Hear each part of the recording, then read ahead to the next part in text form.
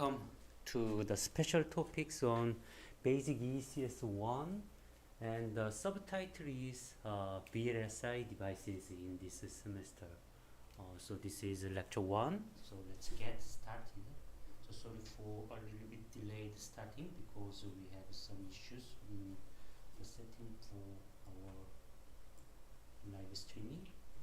Yes, this is the course introduction. So its course number is EC 4301, and this is for generally reserved for special topics. And 2 years ago, I took the chance to make lectures on TCAD, Technology Computer Aided Design, and in this time we will do something on the VLSI devices. So it has 3 credits, there is no experiments, and this is only theoretical 3 lecture hours per week. And every Monday and Wednesday we will have the first lecture slot. And my name is Sung Min Hong. And let's go to the outline of this course. So as the subtitle says, we will talk about VLSI devices. Simply VLSI devices means that the MOSFET, so metal oxide semiconductor field effect transistor. So this course is not the first course for semiconductor devices, but it is intended for senior student or graduate student. So mainly for senior student. So I will assume that your previous knowledge on semiconductor devices, PN junction or MOSFET or basic theory. So we will just quickly review the fundamental concepts, and we will move to the more advanced topics on MS FET. And purpose of this course, sorry about that, there is a typo.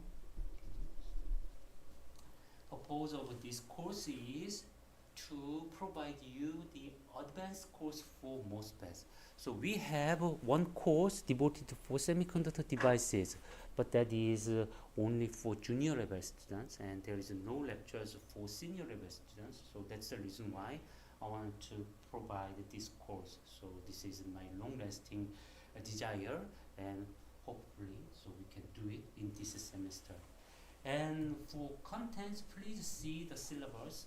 And first we will start quickly review on the concept like electrons and holes in silicon or something like that, PN junction. But please note that those kind of things will be quickly reviewed, because I think that our most important emphasis on this course should be MOS capacitor and device itself. So we will spend quite a lot of time on this one. And high field effect or some more advanced topics which is not typically covered in normal lecture will be covered in this course. So, yes, here we have a prerequisite course. So if you have not attended the EC 3206 semiconductor materials and devices, which is intended for junior students, please stop enrolling this course, because you have to come back to this course and you must attend that.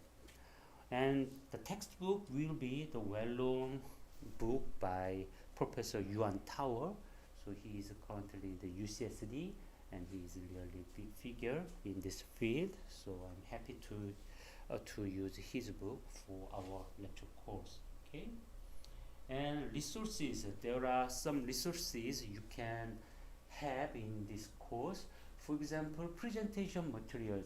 So for presentation materials, please visit this GitHub repository. So why don't you, I'm not quite sure, can I, so this is just if you go to GitHub, then github.com, then you can find my ID. So then you can find one user it's me, and I have some repositories, and among them you can find the newly generated one device 2024 spring. So please visit this repository, then you can see the PDF files for today's lecture. So I cannot commit that I can upload this presentation material several days before our lecture start. Before each session starts, I can say that I will upload it, but just a few minutes before. So please check this repository regularly. So usually I will upload my presentation material the night before our lecture starts. Okay, so this one is, for example, if you click it, then you can download our lecture material. So exactly same one I will use in this course. So every day I will upload this one every day before lecture start. And this is GitHub repository for presentation material. And as much as homework submission and notice, lecture notice is involved, I will use the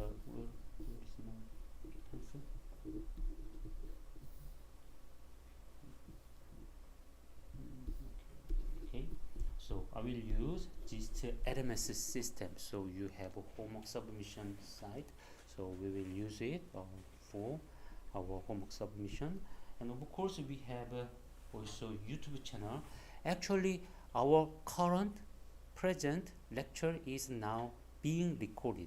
So you will later see that the recorded lecture. So why don't you just visit YouTube.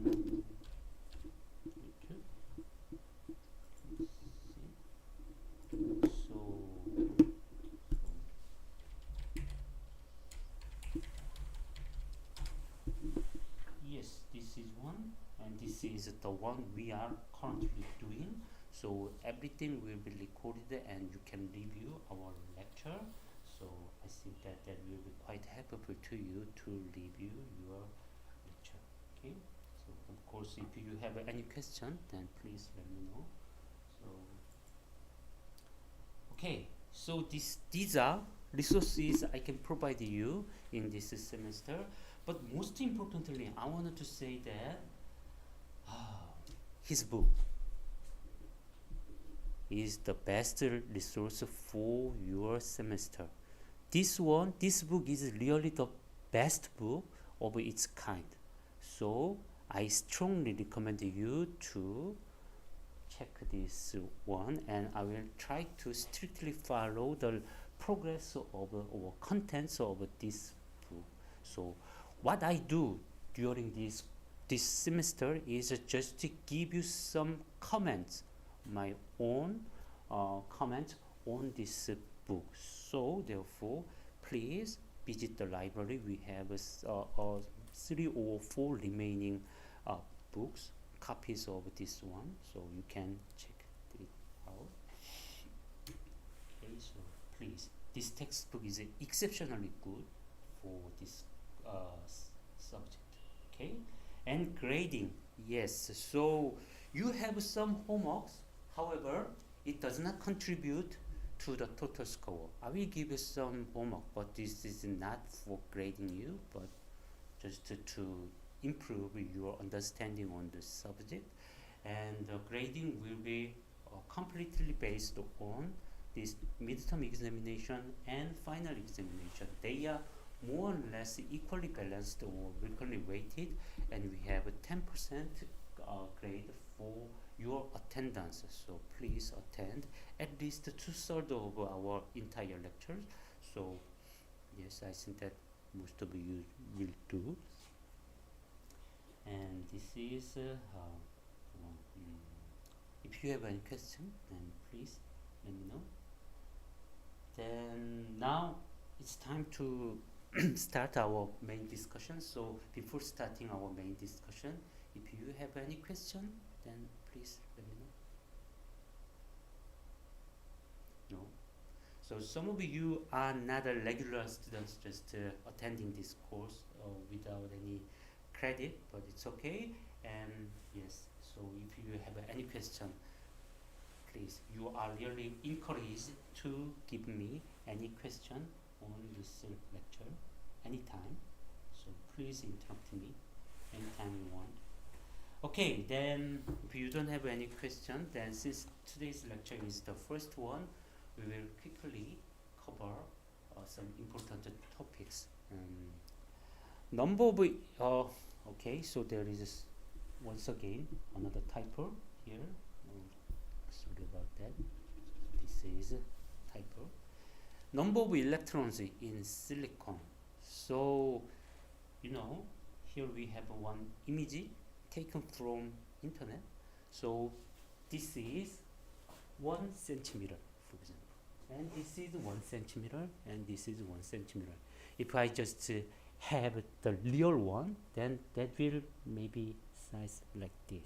So there is 1 cube, and its volume is given by 1 cubic centimeter. So this is pure silicon, quite pure. This is yes, you can actually buy it. So how much does it cost? Around 100 US dollar. So you can just order it through Amazon, then you can get it. Okay. Yes. Now let's see that you have a silicon cube. Its volume is just one cubic centimeter. Then my question is, how many electrons do you have in this small cube? The answer is somewhat large. You know, in 1 cubic centimeter.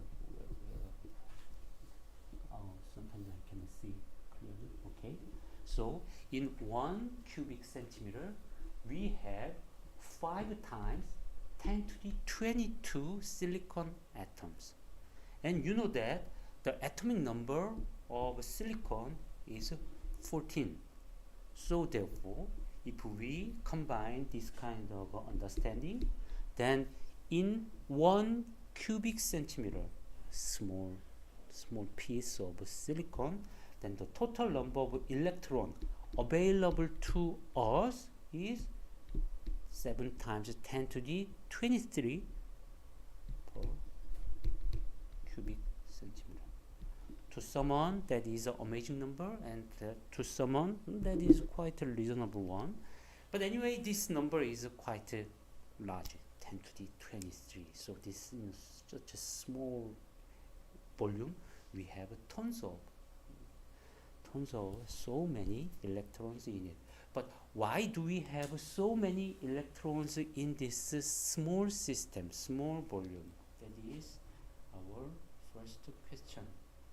It is because the silicon is closely packed in this small volume. So this is crystal structure of silicon, and you know that each ball is corresponding to a silicon atom. So we have many silicon atoms inside it, and you know that here we have a cube. And what is the size of this cube? The size of this cube is, it's each side is just 5 times 43 angstrom long. So angstrom means that, you know, this is like 0.5 nanometer, about half nanometer. Here we have half nanometer, and half nanometer, and another half nanometer. So think about this one, how large the volume.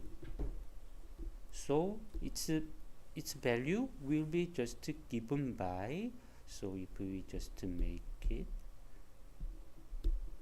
times nanometer square, that will be the entire volume of this small unit cell. So 1/8 nanometer square. But you know that here nanometer, in terms of centimeter, how can you express it? It is just 10 to the minus 7 centimeter. So when we make a cube of it, then you will find that actually the size of this volume of this cube is the orders of 10 to the minus 1 cubic centimeter. So if we consider just 1 centimeter, 1 centimeter, and 1 centimeter, it means that we have to multiply at least 10 million or 2 times 10 million times length scale or multiplication factor to each side. So that's the reason why we have really large number for our silicon number inside this silicon. Or small cube, 1 centimeter, 1 centimeter, and 1 centimeter. It is quite a large number, and we are now packing our silicon atoms into small volume. Here we have an extremely small volume, and they are regularly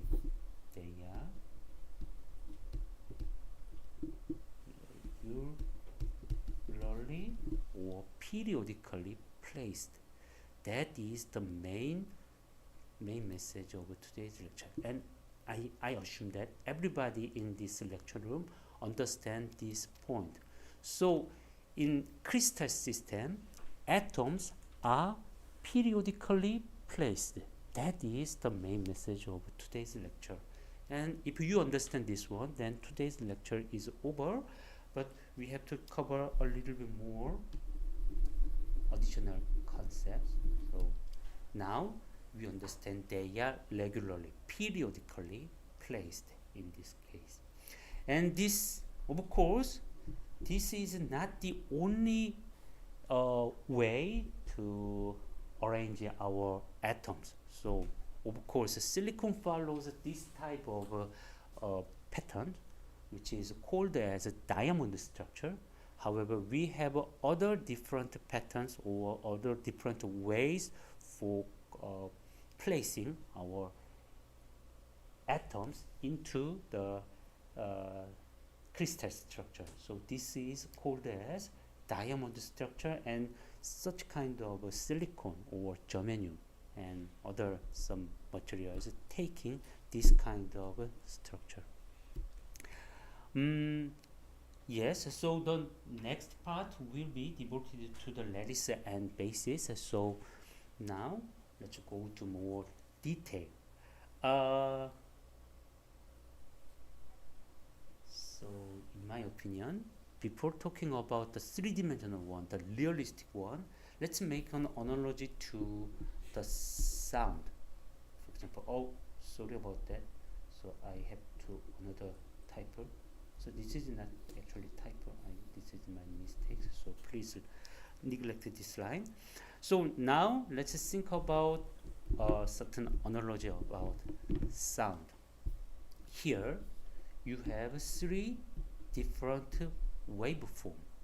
One is the waveform generated by your function generator. Your function generator in your lab, then there is a certain box called as a function generator, and you can just adjust your knobs and just push the button. Then it will generate a certain voltage, looks like a sine wave. So by changing another knob, you can change the frequency and you can change the amplitude, and this is the sine wave. The first one is okay.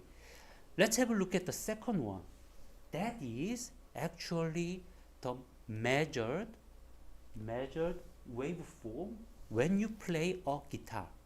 So you have a beautiful guitar and just take a note, then you just measure it as in terms of voltage recorded in your microphone, and as a function of time, then it looks like this. Okay, so intentionally they have the same frequency, same fundamental frequency. So you can easily understand every time when the sine signal cross the voltage 0, also the guitar waveform shows the same value. And let's go to the piano sound. Of course, we have also piano, then push certain note, and we have also beautiful sound, and they can be recognized at the same pitch. However, when you hear the guitar sound and piano sound, so what is your feeling? Can you recognize their difference? Yes, although they are showing the same C, however, you can recognize, oh, it's played by a guitar and it is played by a piano. So you can easily understand. So now I wanted to ask you a question. What is your understanding on the pitch? Okay, this is a C or D.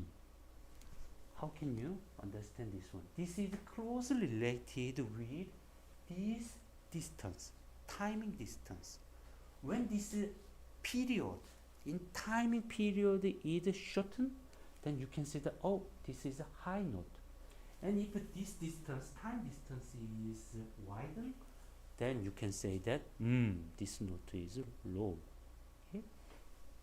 This is corresponding to a period, and if this period is short and frequency is high. On the other hand, if this period is long, then this is corresponding to the low frequency signal. Okay, everybody understand in this example, 3 means that 3 waveforms share the same frequency or same period. But although they share the same period, you understand they are all different. Why they are different? It is because for sine wave, we just fill this period with simple sinusoidal waveform. And in the case of guitar, we have a more up and down signal. And piano, here we have different signals. Looks like just a V shape.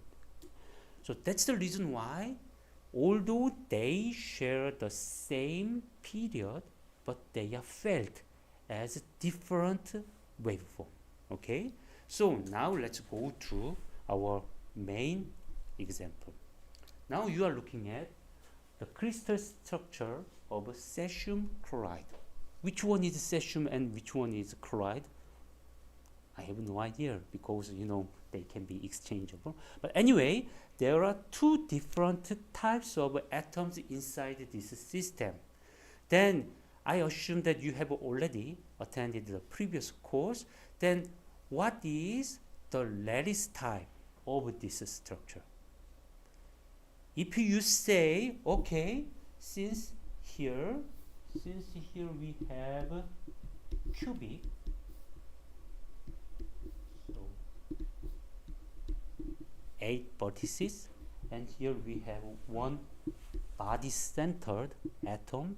So if you say, okay, this is corresponding to body-centered cubic, then it's long. Because, when we talk about the signal or period, when we translate our signal by amount of that period, we must have exactly the same signal. So that is actually the definition of period. So in the case of this cesium chloride, so it looks like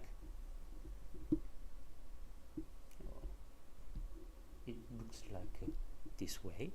Here we have one atom, and if we translate this atom originally located here into this diagonal direction, so halfway along in this way, halfway along in this way, and halfway along this way, then eventually we will move to this red colored atom. Then do you think that they are equivalent?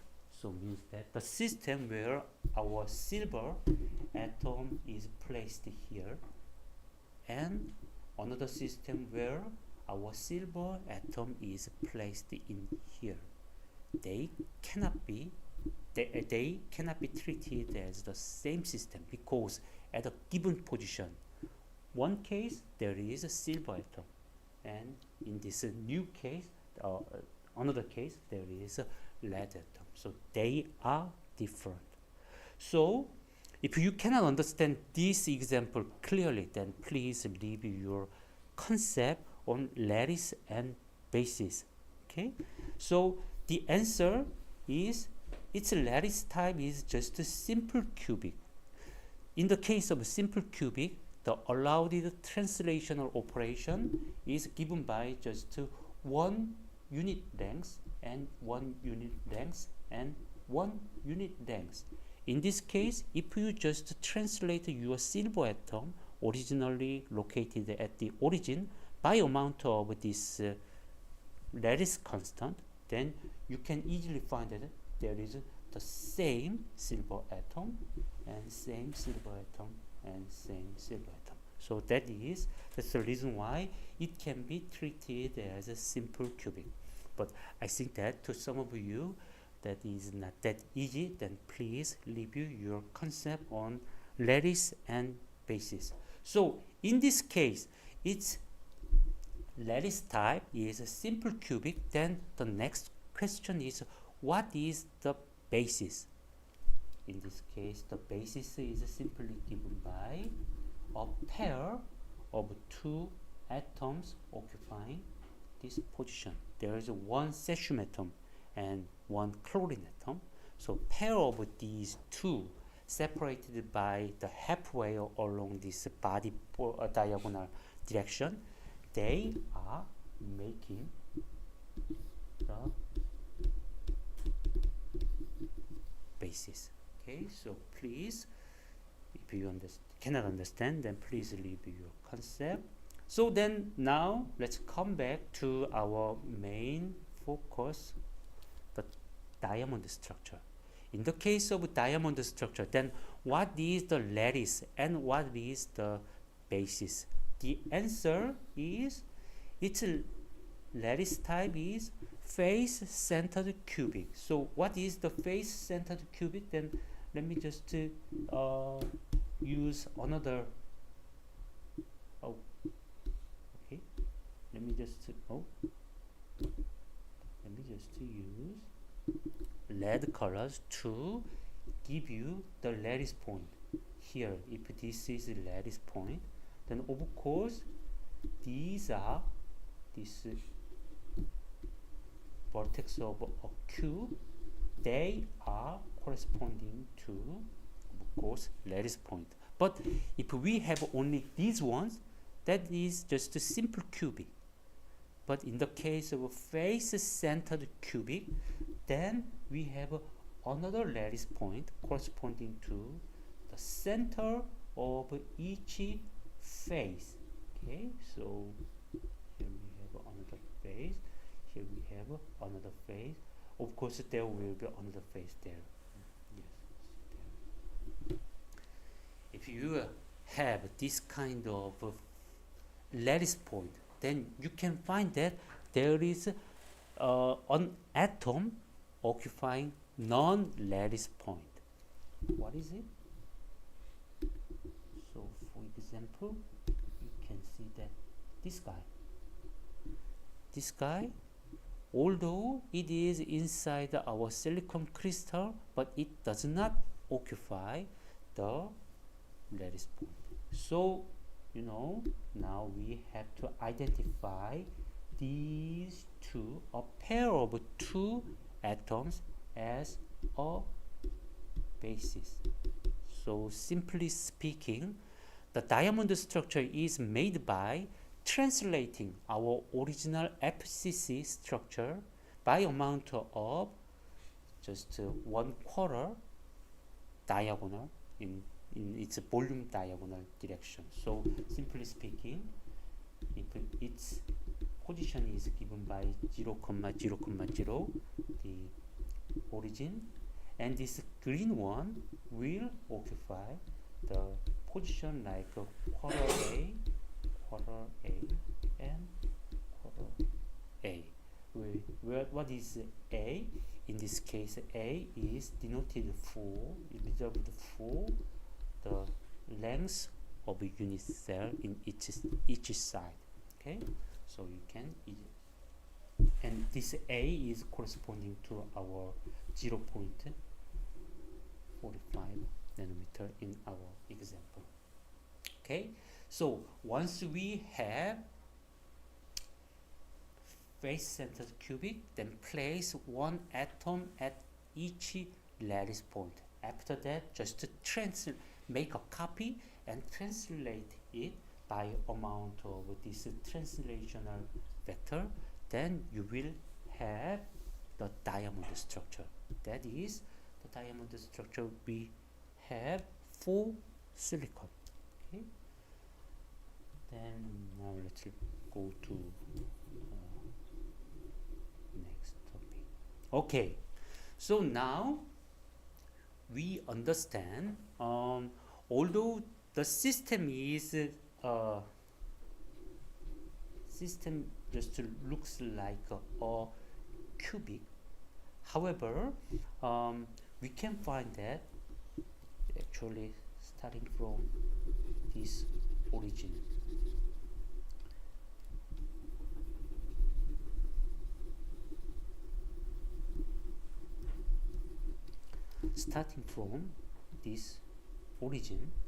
then we can understand there is some surrounding point like this one and this one and this one. They are all lattice point. So now we can understand this diagonal or this diamond structure is translational invariant even when we translate our atom into this direction or that direction, sorry about that, and also that direction. Of course, I have to say this system is invariant even when we translate into this way or that way. There are so many different ways to translate our one atom into another lattice point. However, now think about the shortest one. For example, this one is quite long, and even this diagonal diagonal one is quite long, even longer. However, if I ask you, please try to find out the minimal, the shortest translational vector to move one atom to the another lattice point, then your answer should be, okay, so this one and that one and that one. These three will be found, and please try to identify the vector for them, so you can easily understand. For this lower one, that will be just half a,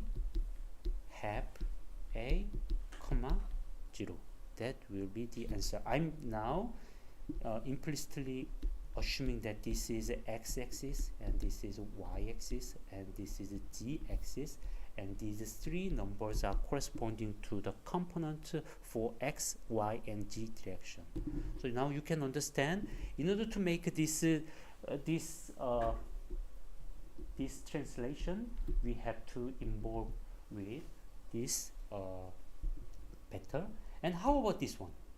In order to make this translation, we have to have 0, sorry about that, halfway, and also 0 and halfway.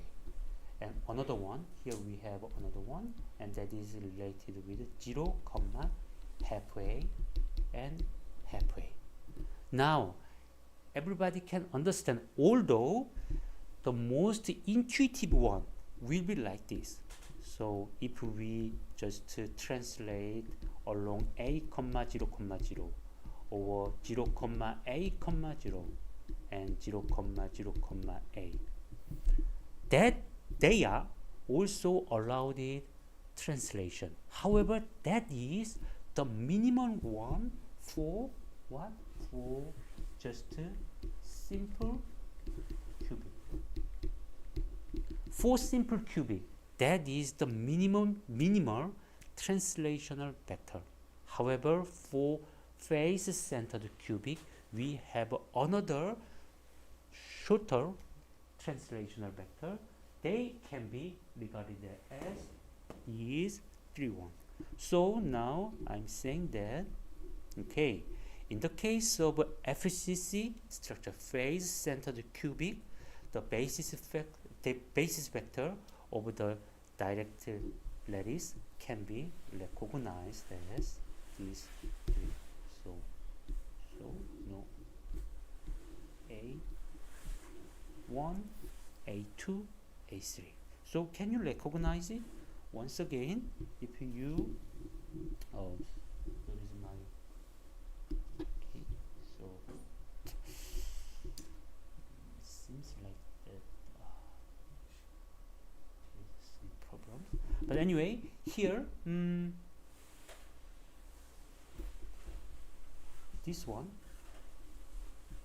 one is regarded as A1 vector, and this one is regarded as A2 vector, and this one is corresponding to A3 vector. Can you recognize it? So let's go to this one. Here we have A1, A2, and A3, and they are corresponding to non-orthogonal 3 vectors. The problem is, okay, with A1, A2, A3, when we translate our system, our atoms by amount of A1 or A2 or A3, then everything is just exactly same as before the translation. But point is, when we make a certain inner product between A1 and A2, they are not vanishing. And A1 and A2, what happens? Oh, sorry about that. A1 and A3, also they are not vanishing. They are not orthogonal. They are not easy to handle. So that is problem. So in order to overcome that problem, people have invented a mathematical way to solve that problem. Okay, so every translation in this system, invariant translation, can be written as this way. R can be given by A1 integer times over A1 and integer times A2 and integer times A3. That is the usual expression for our invariant vector. Okay, so if you just go to one step following A1 direction, you cannot distinguish the system before and after translation. If you go to the one direction along A2 direction, same. And how about this one? You just go to 3 times, 2 times, and 4 times. You advance along A1 direction twice, and A2 direction 3 times, and A3 direction 4 times. Can you recognize the difference between your original system and translated system? The answer is no, because for each unit operation, you cannot distinguish them. So that's the reason why they are once again translationally invariant. Okay, so every translational invariant vector, position vector, can be recognized as this way, but everybody understand we will frequently use such kind of thing. Sorry about this I, J, K, and another, sorry about that, another I, K, J, but you know, in our expression, we will see so many times the product between this wave number and position, e to the, so e to the I, K, X, or something like that. So therefore, although our A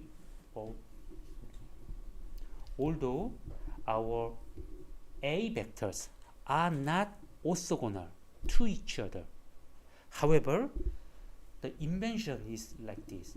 Okay, now we understand they are not orthogonal, but we are not talking about the operation like R times R, but we are now talking about the inner product between K times R.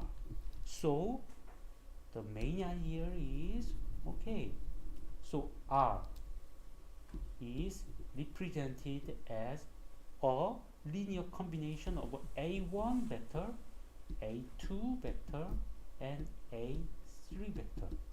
Then how about introducing another set of vectors which is called as B1, B2, and B3. And now let's try to impose a certain property like this. Well, here when you take this kind of operation, the inner product, then what you will get is B1 inner product between B1 and A1, B1 A2, B1 A3, blah blah blah. So it is clear that in this operation K dot R, the involved operation is not A times A, but in this case we have B dot A, A or A dot B. So we wanted to impose this relation. Why don't we just to impose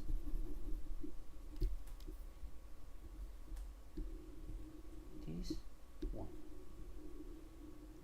If we have the orthogonality between internal orthogonality between A and A, but instead of that we are now talking about the orthogonality between A and B. They are cross orthogonal. So maybe you cannot understand right now, so let me just write once again. So here A1, A2, A3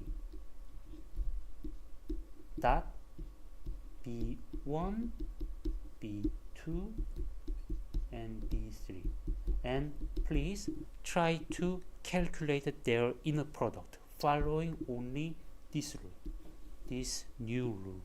Then what will happen? The answer will be just number 3. Why we have number 3? Because we have to have every pair A1 dot B1, A1 dot B2, A1 dot B3, but follow, sorry about that, 3 times 2 pi, sorry. Following this rule, whenever their subscripts are different, A1 and B1, it's okay, but A1, B2 or A1, B3, these two pairs do not contribute at all. So we have only this pair and this pair, and another pair contribute to our inner product. So now you understand, although our original vector A1, B1, and A1, A2, and A3, they are not orthogonal, so they looks like this. However, we can find another set like B1, B2, B3, and they are cross orthogonal to A. So please have a look at this realization B1, B2, B3 and check whether our imposed conditions are satisfied or not. When you take the inner product between A1 and B1, then you can find that this is corresponding to 2 times pi. And for other product like A1, B2, A1, B3, they are vanishing because we have made these vectors in order to satisfy this normalization condition. Okay, so that's the reason why, although we have FCC structure, our basis function is no longer aligned to the Cartesian coordinate. So that introduces many difficulties. So in order to overcome that difficulty, we are now introducing a new set of basis function, and the system or the coordinate generated by this kind of basis is called as reciprocal lattice. But you don't have to worry about that. For y, just think that there is a vectors and b vectors. Do you have any question? So I think that to some of you, if this is too difficult, then please review your previous course, because this is also within the scope of our previous lecture content. So if you cannot understand, then please let me know. I will explain again or recommend you to some references for this one. And now let's go to the Wigner-Zeitz primitive cell. Maybe you have also heard about that. So here we have two different graphs, the left one and right one. The left one, here you have blue dot. Blue dot is the central atom we are currently think about. And what are these red dots? These red dots are corresponding to the nearest neighboring atoms. Oh, they are just covering this blue atom. Okay. Then what is this green plane? In this time, these green planes are introduced just to show you the xy plane, yz plane, or xz plane. So in order to give you some hint about their alignment. For example, let's think about this one. Here we have central atom, and what is this? This is corresponding to another halfway around to our x direction and halfway around to our y direction. So this is corresponding to, this is just corresponding to our A3 vector. Okay, and here we have another atom. How can you approach it to this atom? This atom can be approached by just minus times A3 vector. So you have many different ways to arrive. How many surrounding atoms in this case? You will find 12 surrounding nearest atoms, because in this xy plane you can find 4 of them, and for each plane xy, yz, xz, you can find also 4 surrounding atoms. So since we have 3 different planes, so the total number will be 12. Then the next question about Wigner-Zeitz cell is, okay, from the viewpoint of our blue dot, blue atom, then what is the volume controlled by this blue dot? Now think about this one. Here we have 1, 2, 3, 4, 5, 6, 7, 8, 9, 10. 10 persons are inside it, and we are occupying this square, almost a square room. Then now let's try to certain position into each person. For example, here we have quite a densely populated persons, and they have small pieces of the land because they should share. And how about this case? Here the distance me and you are quite not. So maybe it is good to assign this amount of land to me. So now think about this guy. If we must divide this volume between this guy and another surrounding atoms, what will be the common rule? The common rule will be based on the distance between each atom. For example, now think about this point which is quite close to our blue atom. Then it should be assigned to this blue atom. And now think about another point here. This point should be assigned to this guy. If I say, oh, I will occupy in that way, then maybe this is too much for our blue atom. So if we follow just distance based division, then maybe the best way is just to make a direct line connecting two atoms and take the halfway. Then that will be the border between one blue atom and one red atom. Another one is, for example, just to make a line connecting these two atoms and take the midpoint, and that will be the border between blue rand and red rand. So if we just take this kind of calculation, then you will identify the volume solely assigned to our blue dot, blue atom. And in this right figure, now you are looking at the volume assigned for our blue dot.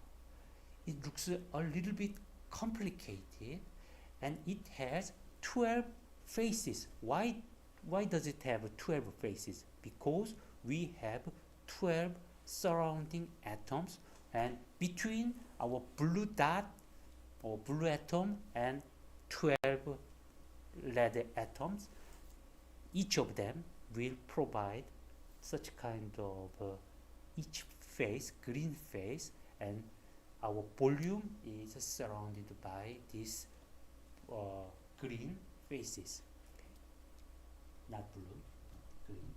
Okay, and that is the volume where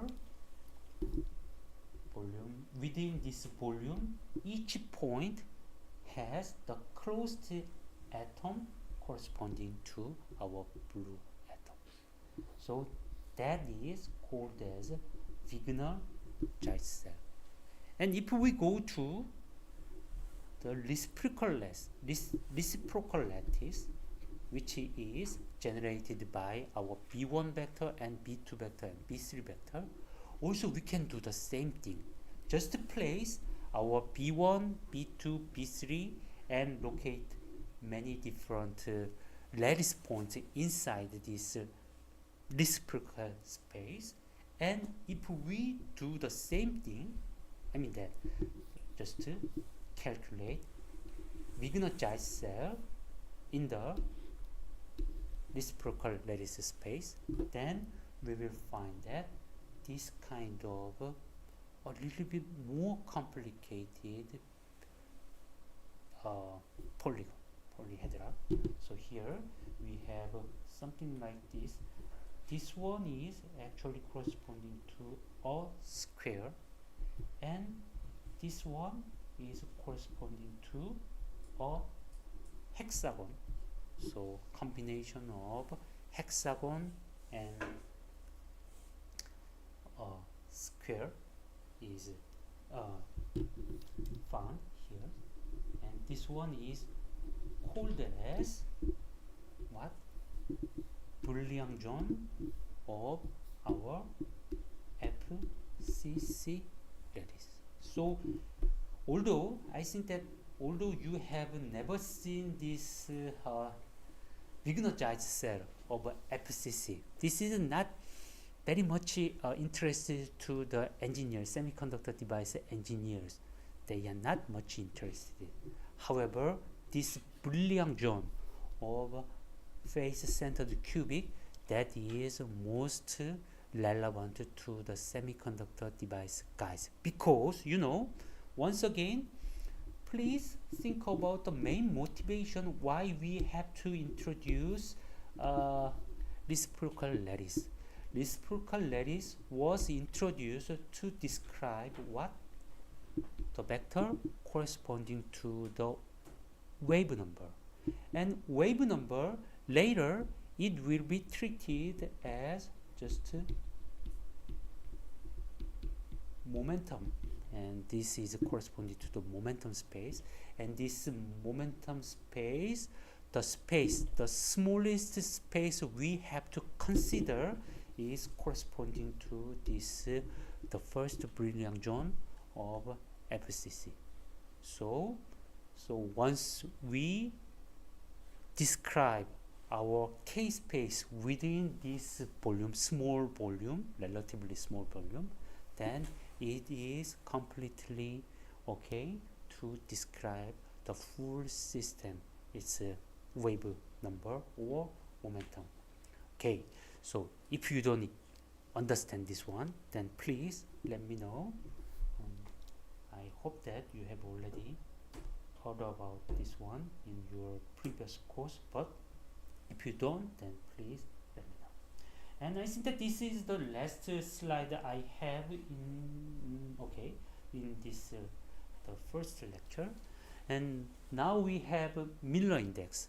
So, but although Miller index is related with, once again, reciprocal lattice, but just what I want to tell you is simple. There are so many different notations about Miller index. So even in our Tower books, so he used this notation to describe the vapor surface. However, please note that here we have a parenthesis and here we have a square bracket. They are different. I mean that this parenthesis is assigned or reserved for describing planes. If you have a vapor, if this is a vapor, and vapor is described as a plane because its shape is like just a plate, so we can define certain direction which is normal to that plane. So usually plane is described with a vector, and we must use this kind of description when we describe the plane direction or plane. However, in the case of direction within this vapor, now let's try to make a certain transistor. Let's say that this is a plane vapor, and I want to make a transistor, and let's say that this is a source and this is a drain. Then how can I place it within this vapor? There can be many different ways, but let's say that I just placed our transistor, source and drain, in that way. That is one possible way. And now let's say that I have placed it in that way. Okay, that is also possible. Or I just tilt it by 45 degrees, then I can have this kind of arrangement. They are all different. Although they are sharing the same vapor direction, but their channel directions are different, and this is nothing related with a plane. Although they are sharing the same plane, but they can find so many different directions. So simply speaking, what I wanted to say is this notation, the plane notation, is for your vapor surface. When you say vapor surface, then you must use parentheses, or it's a collective description is given by a curly bracket. So means that 0, 0, 1, 0, 1, 0, 1, 0, 0. They are all different. However, they are symmetric, so we can just combine them into, for example, 1, 0, 0. So it means that, it simply means that just these kind of collections. Okay, so when you talk about the channel direction, later you will talk about the direction of your transistor's channel, and it has been changed from, for example, 1, 0, 0, that was a previous one, and now we have a 1, 1, 0. So historically we have moved from 1, 0, 0 to 1, 1, 0. In this case, we must use this square bracket or just bracket, because they are reserved for a vector direction, not a plane. They are different, so please don't be confused between these two ones. Of course, for simple cubic crystal, so they are all equivalent.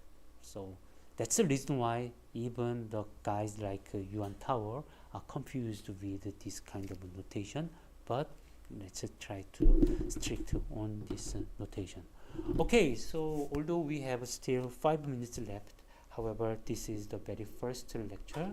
I think that it's okay to wrap up today's lecture. And if you have any question, then please let me know. No question? Okay, then let's call it a day and see you Wednesday. Bye.